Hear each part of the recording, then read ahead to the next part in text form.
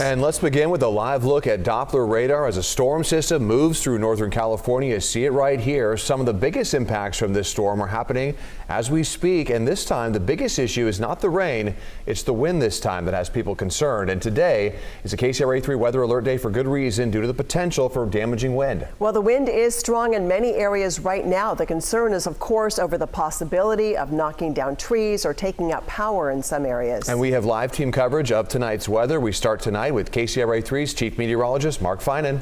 And we are seeing that line of rain move inland right now. And this is what we're expecting over the next 6 to 8 hours of the worst part of this storm system. Earlier today, we saw some light rain and some breezy conditions. But now that the best part of this weather system is coming in, this is when we'll see our heaviest rain and our strongest winds as we go through, well, let's say between about now and about midnight tonight. So the leading edge of the rain is now just getting into the Davis area, raining in Vacaville as well as Fairfield. Some pretty good rain in Napa as well. And while we are going to see some pretty good downpours here in the next few hours, this area of rain isn't going to last long enough to cause us any major issues. So while area streams and creeks may come up a little bit, I think they're going to stay within their banks, and we certainly won't be seeing any issues with our area rivers. But it is an alert day tonight because of the strong winds gusting 40 to 50, and we're already getting gusts in the 40 to 44 range, and we're starting to hear about trees down, and we're likely going to be hearing more about power outages as we go through the night. I can show you the wind gusts right now, generally 39, 35, 41, but occasionally we get them going up to 42, 43, 44. And as I said, I think we'll continue to see them at that level, if not a little bit stronger, from now till about midnight. Back to you. Okay, Mark, thanks. And people in Sacramento County got an alert from SMUD. The utility is urging everyone to get ready for the potential for power outages. And Mark was saying the same thing, and now this is exactly what is happening. Tonight, SMUD is reporting thousands of people in the dark from some new power outages. KCRA 3's Michelle Bandour is live in the Oak Park area of Sacramento. Michelle, what are you seeing there? Well, Edie, when Mark was talking about those gusts, I can tell you what, you can really feel those gusts. I have to hold on to my hat and really stand, put 2 feet planted so that, you can stay still. We're going to show you, we've got the trees, the trees, you can see the wind moving through the trees and they're rustling there. And yeah, when we're in between gusts, it's not so bad. But boy, when those gusts pick up, you can really feel it. I do want to show you across the street here. Hopefully you can see there are power lines over here, and these are pretty secure right here. What SMUD is worried about are the power lines that are surrounded by trees, because with those heavy wind gusts, those trees could fall into the power lines, causing all of those power outages. And SMUD does have several crews out working, not only the utility crews, but they also have what's called a customer service team out working. Now, we saw some line crews who were busy working at 73rd Street and 21st Avenue, where customers have been without power since New Year's Eve. There are other teams designated to help the most vulnerable customers. There are those customer service teams, and they've been checking on those customers, many who are homebound or disabled. We did catch up with the team helping a disabled resident. They are giving out emergency and survival kits filled with batteries, blankets, water, snacks, even donations from the Salvation Army. The team say they have been busy making deliveries today since these customers have been without power since that first storm on New Year's Eve. It's very well appreciated, really. They brought us snacks, water, which we just ran out of water, so we're good. And we got a good support system, but they're helping out a lot. Safety is our top priority, so we do have some concerns. We do not send our guys up in buckets on the lines if there are wind gusts over 25 miles an hour. That is a safety concern. So that can hamper efforts. They will wait until the wind dies down and then they'll go up. SMUD would like you to keep that in mind. We are seeing those gusts up into the 40s, as Mark said, so they may not be able to get to those power outages, as soon as you would like if you lose power tonight. And again, they want to remind you that if there are downed power lines, stay away, just give them a call, let them know, don't touch them or don't try to remove them from remove anything from those downed power lines. Just stay away. Don't touch them. Would like to report that at Joe Solis's home, they did get the power back on, so he was feeling so much better finally having that, but still a little bit anxious if those wind gusts pick up and cause some power outages there tonight. Reporting live in Oak Park, Michelle Bandur, KCRA 3 News. Yeah, certainly hoping that his power holds this time. Michelle, thank you. KCRA 3's Maricela de la Cruz now joining us from Clarksburg, where she spent the day talking with residents out there, undoubtedly preparing for what's to come and what's here. Maricela. Yeah, that's right. And PG&E says that they have several crews. They've asked crews from Southern California Edison and West Coast Utilities to come out here to help them solve this problem. But because of these strong winds and, some of the small rain that we're seeing out here, they are concerned about what will happen over the next few hours. It's pretty dark out here. The only light that we have is obviously the light that we have. If we turn a little bit to the left, you can see everything is mostly dark, except for 2 places out there that seem to have generators back to the left. Now, PG&E tells me that they have been able to restore throughout the day power to a few hundred residents in the area, but most of these residents, about 1,500 of them that still don't have any power, haven't had any since Saturday evening, since that storm that happened on New Year's Eve, and they still don't know, they don't have an estimated time of when every single customer is going to have that power back. So we spoke to some residents throughout the day. We've been here all day, and we also spoke to some businesses in the area, some workers who were trying to rescue some of the goods that they have in their stores and their restaurants. So let's go ahead and listen to some of that. Well, not having power, that it completely shuts us down. There's just the biggest challenge that you have is refrigeration, but you can't flush the toilets, they can't wash their hands, because we're all on well. So if you don't have running water, if you don't have power, you don't have running water. We are using helicopters to patrol circuits and to reach areas to help our crews make an estimation for restoration, so we can provide our customers with more information about when their power may be restored.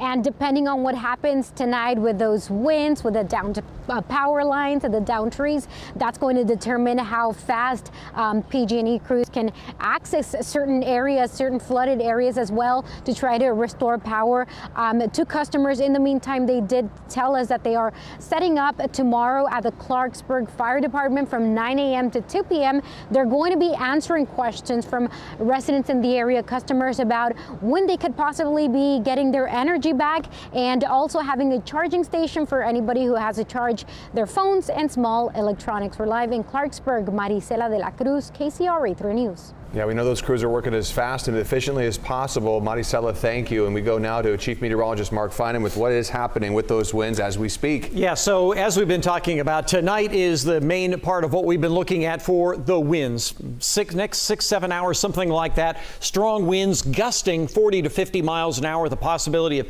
more power outages and more trees down. So let's talk about those wind gusts for a minute. These are the wind gusts we're seeing right now. A lot of gusts in the upper 30s to low 40s. We've been seeing some of that. A couple of spots have had a gust up around 44, something like that. And they may ramp up a little bit more throughout the night. And above 40 mile an hour wind gusts is when we see the possibility of damage. Down around 20 to 30 miles an hour doesn't do very much, but you get 40 to 50, that's when you start seeing damage. So this is around 8 o'clock tonight with Futurecast. Sacramento at 38, Ione at 40, 43 in Valley Springs. It really is these areas east of I-5 that will have some of the strongest winds as we go through the night tonight. This is at 9:30. You see a couple of spots like Ione at 50, 51 in Valley Springs, but that would also be true for areas like Jackson and Plymouth, as well as around Folsom and up toward the Roseville area. And then later on tonight at midnight, it's still pretty windy, especially at Valley Springs, but a lot of the wind in the valley and especially west of I-5 beginning to tame down. And then throughout the night and early tomorrow morning, while it'll be breezy, I think we'll lose the possibility of damaging winds for the day tomorrow. Back to you. Yeah, that's good news. And Mark, as the storm continues to move east, some areas are still recovering from the last weekend storm. 2 more bodies were found today. One of those was found this morning off of Dillard Road and Highway 99. We're told that that victim was found in a field and not in a car. And the Sacramento County Sheriff says another victim was found inside a car that was impacted by flooding at New Hope Road and Orr Road in southern Sacramento County. And that's where KCRA3's Lizzie Mitri joins us live. Lizzie? Edie, this is still an active scene. You can see crews are out here. If we take a look, this is the Cosumnes Fire Department. They're stationed out here on New Hope Road. And as we continue down the road, we want to show you, you can still see the effects of the flooding from this weekend storm. So the fire department told us they're actually over on this area because this is where they launched their boat after the discovery of that third person who the Sacramento County Sheriff's Office says was found in their car submerged under the water after all the flooding. And this is just the latest death that we're learning about here in Sacramento County because of that flooding. Take a look at the video that we got from earlier. California Highway Patrol says crews were still towing cars today that got stuck in that flood water. This was in the area of Dillard Road near Highway 99. And they found a woman's body in a field at about 10 o'clock this morning. And this is what the area looked like on New Year's Day. The road nowhere to be found. Crews searching for drivers who might have gotten trapped in that flooding. We talked to one man who lives nearby and his home was surrounded by water.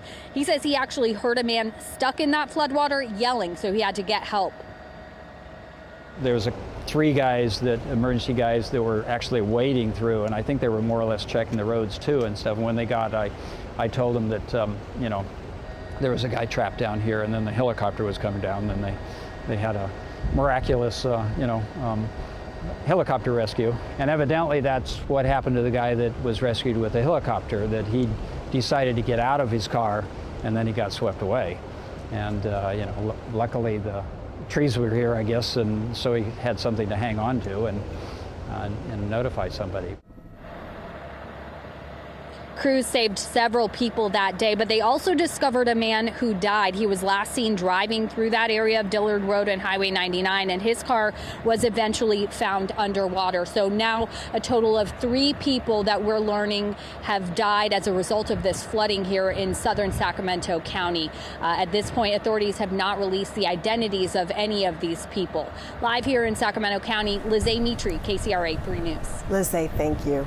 And people have also been getting ready for the storm in Stockton. And for those living in flood-prone areas, they have been filling sandbags all day long in preparation. KCRA 3's Josie Hart joins us live from San Joaquin County tonight with how people there are working to protect their property. Josie.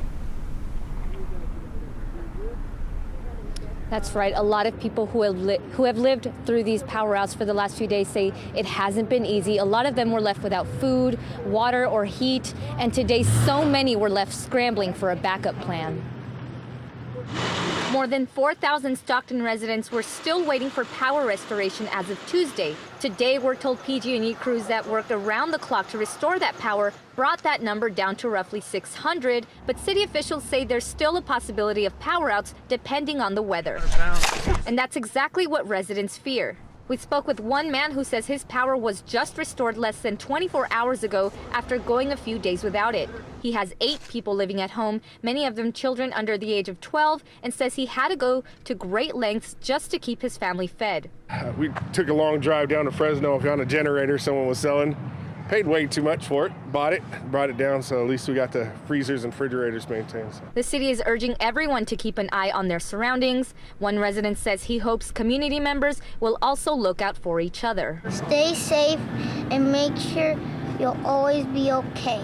The city says now is the time for everyone to make sure they have flashlights, batteries, food, medicines, and other emergency supplies. The city is also urging everyone to keep an eye out for those emergency alerts or to sign up for them if they have not already. Reporting live in Stockton, Josie Hart, KCRA 3 News. All right, Josie, thank you.